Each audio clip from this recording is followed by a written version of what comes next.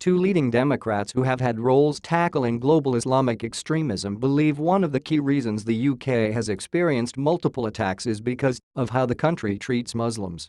In separate interviews on Sunday, former Secretary of State John Kerry and Vice Chairman of the Senate Intelligence Committee Mark Warner said that there have been fewer acts of domestic terror committed by Muslims in the United States because it has historically been more welcoming to Muslim immigrants.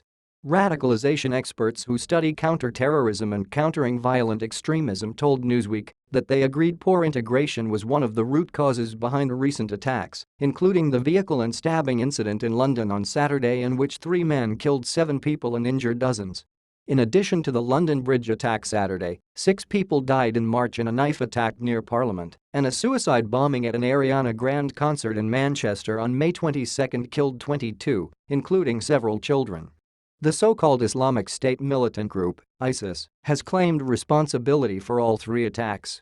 These attacks are being driven by Britain's Muslims facing a long-standing problem with respect to greater levels of alienation, a harder time assimilating into the broader British society, a lack of similar opportunity, said former Secretary of State Kerry in an interview on NBC's Meet the Press Sunday.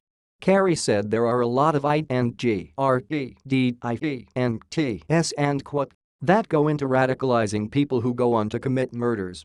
He went on to denounce President Donald Trump's proposed travel ban on 6 majority Muslim countries. Trump reacted to London's attack with another call for the ban and touted it again early Monday as the solution to extremist attacks. Kerry said that would be the worst thing we could do, calling it cannon fodder to the recruiters. Read more. London Bridge attack, how Londoners fought back as killers rampaged instead, Kerry said. A great deal more effort has to go into the building of community, the reaching out and working with these entities, with these sectors of society, so that there is not as significant a gap as there is in many parts of the world. Senator Mark Warner expressed similar opinions during an interview on CNN's State of the Union Sunday, saying he believes that the Muslim American community is better integrated into our society than in Britain.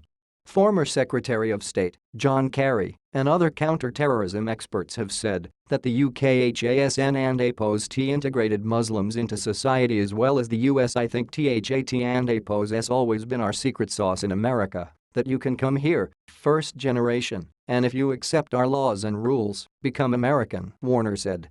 And quote THAT and APOS has not always been the case in so many of the European countries.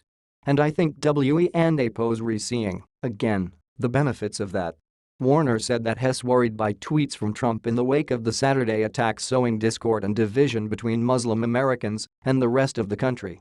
Trump called the mayor of London Sadiq Khan, who is a Muslim, pathetic for urging calm following the attack on Monday, and wrote on Twitter Sunday that the US must stop being politically correct and get down to the business of security for our people.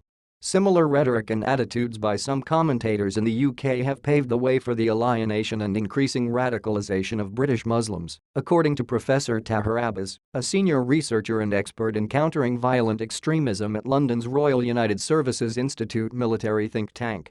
It strikes me that both Kerry and Warner have a very clear idea about the problems of integration facing British Muslim communities, Abbas says. Muslim Britons face problems with equality, participation, and engagement that are a function of structural inequalities, he says. Not being fully integrated into society raises all sorts of challenges with regard to identity, belonging and citizenship.